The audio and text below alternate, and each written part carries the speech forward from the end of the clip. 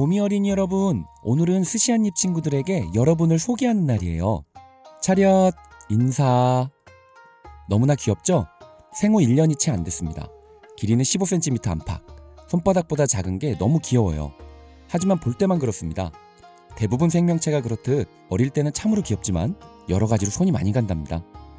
오늘 이 어린 도미 녀석도 역시나 만만치 않은 녀석이에요. 한자로 쓰면 춘자도, 해석하면 봄의 아이, 도미라는 뜻이죠. 참 예쁜 이름입니다. 하지만 처음부터 예쁜 뜻의 이름이 아니었습니다. 잠깐 도미의 집안 얘기를 좀 해볼까요? 도미는 예로부터 금수저 생선입니다. 쇼군 연해상에 오르고 명절엔 머리부터 꼬리까지 통으로 구워 의식용으로 쓰이던 생선이에요. 일본 서민이 도미 맛을 본 것은 에도시대 중후반, 비교적 최근입니다. 그런데 이 금수저 집안의 새끼들이 에도시대에는 정말 처참한 대접을 받았어요. 어부들이 그물을 올리면 성체 도미 사이에 이 작은 놈들이 잔뜩 달려 올라왔습니다. 그런데 이 녀석들은 수분이 많아서 금방 상하고 가시는 너무 작아서 뽑기도 어렵고 크기가 작아서 수율도 낮고, 그래서 어부들이 이 작은 도미 새끼들을 카스코라고 불렀습니다. 여기서 카스는 일본어로 찌꺼기, 즉 쓸모없는 것이라는 뜻이에요. 거기에 아이를 뜻하는 코를 붙인 거죠. 그러니까 직역하면 찌꺼기 아이. 와, 사람한테 이렇게 말하면 인간 쓰레기 취급당할 정도의 말이겠죠? 그런데 에도의 장인들이 이 카스코한테 소금과 식초를 이용한 전통 보존 기술을 적용해봤습니다.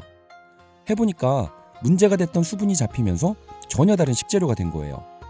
그렇다 보니 손님상에 올릴 수 있는 네타가 된 거죠. 그런데 문제가 생겼습니다. 손님상에 올리는 요리 이름이 찌꺼기면 이상하잖아요. 그래서 장인들이 묘수를 냅니다. 일본의 유명한 카스가 신사라는 곳이 있는데요. 여기서 춘일, 이 발음이 바로 카스가로 발음된다는 점을 발견한 거예요. 그래서 부정적인 카스 대신 봄날 춘일자를 가져오고 뒤에 아이자를 붙여서 카스고라고 부르게 된 거죠. 마침 이 어린 도미들이 늦겨울부터 벚꽃 피는 봄 사이에 어시장에 나오다 보니 봄의 아이라는 뜻이 완벽하게 맞아떨어진 겁니다. 찌꺼기 아이 카스코가 봄의 아이 카스고가 된 거죠. 그리고 카스고를 다루는 기술이 수백 년 동안 다듬어지면서 지금은 스시 오마카세에서 가장 공들이는 네타 중 하나가 됐습니다. 도매가는 성체도미보다 쌉니다. 1kg에 10,000원도 안 해요. 그런데 오마카세 한점값은 성체도미랑 같거나 오히려 비쌉니다. 앞서 말씀드린 것처럼 애들은 손이 많이 갑니다.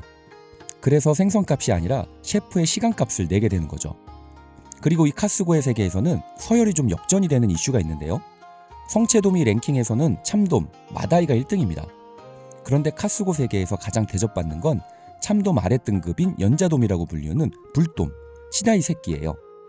이유는 껍질입니다. 불돔 새끼 껍질이 벚꽃처럼 가장 선명하고 화려한 붉은빛을 띠다 보니 카스고 세계에서만큼은 참돔이 아닌 불돔 새끼가 제일 귀한 대접을 받게 되는 거죠. 오늘 여기 있는 이 친구들도 불돔 친구들입니다. 자, 다시 인사. 참고로 카스고는 특정 한 종을 가리키는 말이 아니라 도미 새끼들을 통칭하는 말입니다. 원래 에도마이스시에서는 불돔인 치다이 새끼만 카스고라고 불렀는데 지금은 여러 종의 새끼를 다 카스고로 통용하고 있어요. 그리고 지역마다 부르는 이름도 달라요. 도쿄에서는 카스고, 오사카에서는 차리코, 후쿠이현에서는 코다이. 같은 어린 도미인데 이름은 다르게 불립니다. 우리나라에서는 전부 카스고로 통하죠.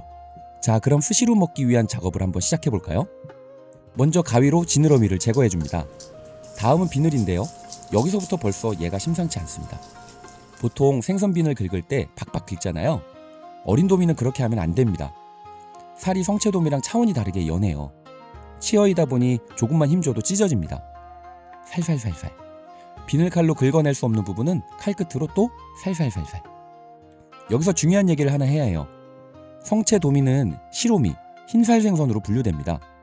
카스고도 당연히 어린 도미이니까 흰살 생선으로 분류되는 게 맞지만 지방이 적고 수분이 많고 껍질이 얇아서 처리 방식은 흰살 생선처럼 하지 않고 고등어나 청어 손질하듯이 하게 됩니다. 이게 오늘 손질 전체의 핵심이죠.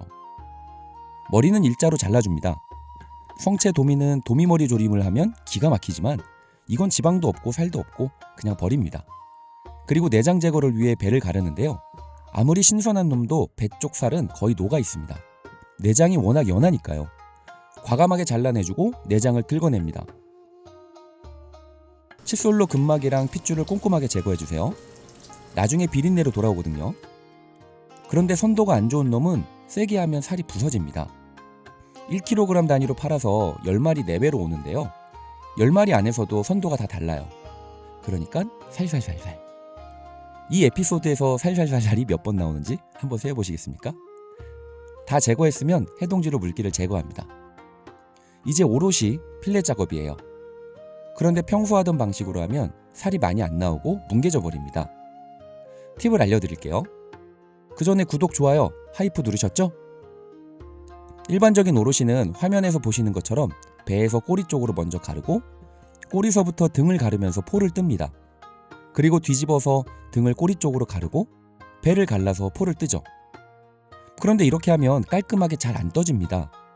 살이 굉장히 연해서 살을 파먹기도 하죠.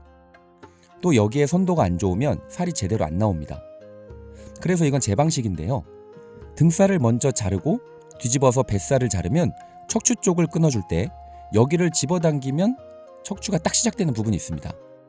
갈빗대 이어지는 부분이죠. 거기로 들어가면 힘 안 들이고 깔끔하게 쑥 넘어갑니다. 그리고 이제 반대편으로 돌려서 배 쪽 꼬리에서 갈빗대 있는 쪽으로 가르면 그냥 힘이 하나도 안 들어가고 툭 떨어집니다. 평상시대로 하는 것과 제가 방식대로 했을 때 오롯이 차이인데요. 느껴지시나요? 한번 해보시고 좋으면 댓글 달아주세요. 이제 핀셋으로 가시를 제거합니다. 그냥 도마 위에 놓고 뽑아도 상관없어요. 그런데 이렇게 필렛을 검지와 중지 사이에 걸치면 엄지손가락으로 이렇게 살살 만져가면서 가시 위치를 확인하고 하나씩 뽑아줄 수 있습니다. 여기 앞에 생가시가 하나 있어요. 빼주시고요. 엄지로 만져가면서 하나씩 제거해줍니다. 이 앞에는 무조건 있어요. 그러니 앞에서부터 시작하세요. 크기가 작으니까 가시도 미세하게 박혀 있습니다. 그래서 오늘 코스에 어린 도미가 들어간다? 그럼 인원 전부가 다 붙어서 이 가시를 제거하는 거죠.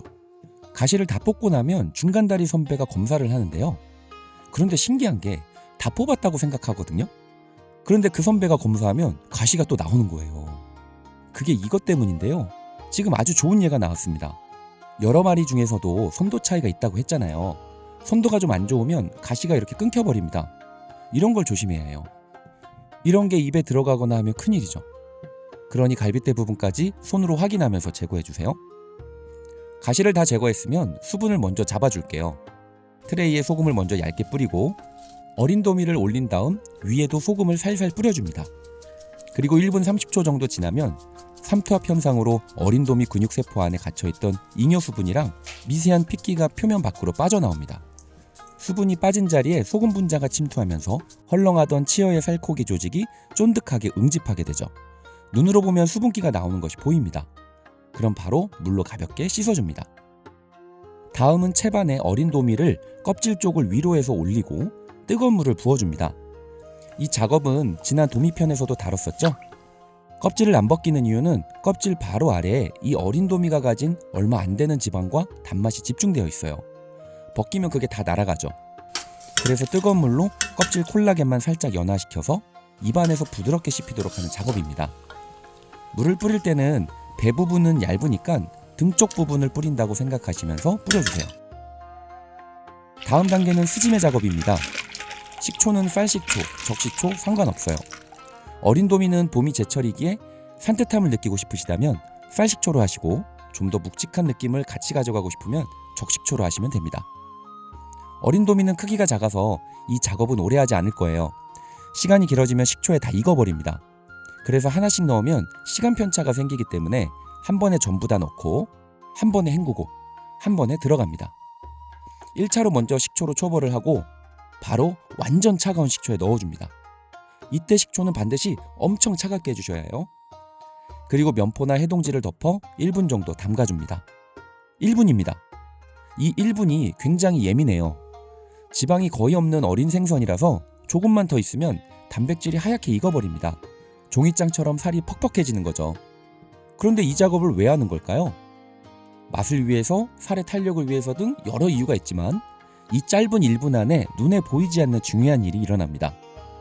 어린 도미 살 속에 깊이 박혀 있어서 핀셋으로 도저히 제거할 수 없었던 미세한 잔가시들이 식초의 아세트산 성분과 반응을 하죠. 가시의 주성분인 칼슘 구조를 천천히 부식시키고 연화시키는 겁니다. 그래서 가시가 있더라도 씹을 때 가시가 거의 느껴지지 않을 정도로 부드러워집니다. 에도의 스시장인들이 발견한 게 이거예요. 버려지던 이유였던 가시를 식초로 해결한 거죠. 1분이 됐으면 트레이로 옮겨서 진정을 시켜줍니다. 그 뒤에 해동지에 올려서 식초물을 제거해주세요. 미트 페이퍼가 있으면 미트 페이퍼로 해주시면 더 좋아요. 이제 숙성을 해줄 거예요. 곤부지메라는 다시마 숙성을 해줄 겁니다. 하지만 이것도 선택입니다. 산뜻한 산미로 봄의 기운을 느끼고 싶으시면 안 해도 되고, 좀 더 감칠맛을 추가하길 원하시면 해주시면 됩니다. 청주를 다시마에 뿌려주고 살짝 닦아줘요. 겉에 먼지가 있을 수 있으니 가볍게 털어낸다는 느낌으로만 해주시면 됩니다. 이 하얗게 보이는 게 마니톨이라고 해서 다시마 표면에 생기는 성분인데요.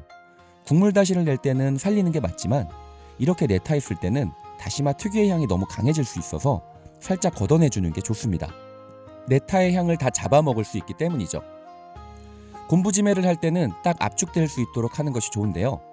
다시마 크기에 맞는 트레이를 바닥면을 하늘로 향하게 놓고 그 위에 다시마를 깔고 어린 도미를 올리고 또 다시마로 덮고 위에서 트레이로 꾹 눌러서 랩으로 꽁꽁 감싸줍니다. 숙성은 냉장고에서 최소 2시간 정도 해주시고요. 이 시간은 취향에 맞게 좀 더 하셔도 상관없습니다. 기다리는 동안 어린 도미 위에 올릴 고명인 오보로를 만들 거예요. 이걸 만드는 이유는 스지메를 거친 어린 도미는 신맛이랑 짠맛이 전면에 나와 있습니다. 그게 이 작은 생선의 단맛이랑 감칠맛, 우마미를 가려버릴 수 있거든요.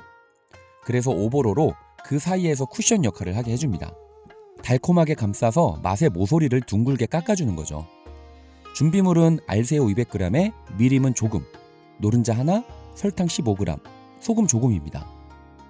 여기서는 큰 새우를 안 쓰고 알새우를 쓰는데요. 이유는 보리새우 같은 큰 새우는 향이 너무 강해서 어린 도미 본연의 맛을 덮어버립니다. 주객이 전도되면 안 되겠죠? 재료를 한데 넣어 글라인더로 곱게 갈아줍니다. 그 다음 이제 인고의 노력의 시간이 들어가요. 중탕으로 수분을 바짝 말려줍니다. 얼마나요? 한 50분 정도? 진짜예요. 한눈 팔면 바닥에 눌러붙어서 타버립니다. 근육 정련 참아가며 50분을 저어야 비로소 모래처럼 곱고 부드러운 오보로가 나옵니다. 완성된 오보로는 해동지 위에 얇게 펼쳐줍니다.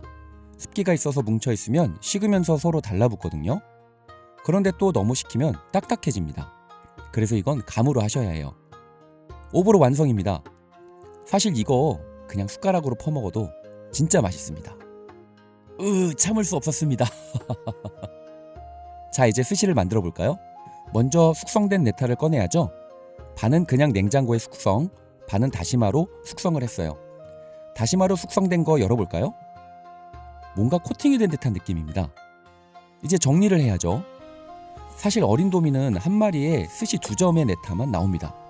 그래서 썬다기보다도 모양을 보기 좋게 정리를 하는 거죠. 지저분한 거 잘라내고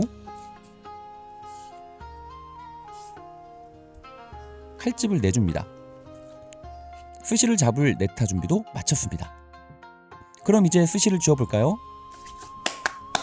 샤리 쥐고 네타 집고 와사비 살짝 바르고 샤리에 새우 오보로를 묻혀서 네타에 올리면 어린 도미 스시 완성입니다. 취향에 따라서는 오보로를 위에 뿌리셔도 됩니다. 냉장 숙성만 한 어린 도미의 스시는 산미가 전면에 나와 있어요. 식초의 산미가 혀에 먼저 봄을 알리고 소금으로 잡힌 살의 쫀득한 식감이 따라옵니다. 그리고 껍질의 얇고 연한 단맛이 뒤에서 살짝 받쳐주는 구조예요. 깔끔하고 선명한 맛이죠. 맛의 레이어가 단순하게 산뜻하게 다가옵니다. 다시마에 숙성한 스시는 첫 느낌부터 다릅니다.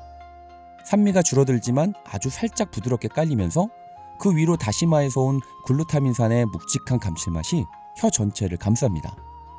냉장 숙성한 것이 봄의 산뜻함을 느낄 수 있는 스시라면 다시마에 숙성한 스시는 봄의 따뜻함이 느껴지는 스시라고 말할 수 있을 것 같네요. 어린 도미 손이 참 많이 갔습니다.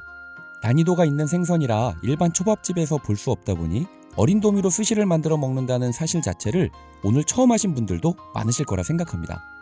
하지만 이 작고 어린 녀석을 소중히 잘 다루면 최고의 맛을 자랑하는 고급 오마카세의 네타가 되는 거죠. 오늘 어린 도미 편 재밌으셨나요? 영상이 좋으셨다면 스시 한 입을 이어갈 수 있도록 멤버십 가입으로 작은 응원을 부탁드립니다. 그럼 스시 한 입 맛있게 드십시오.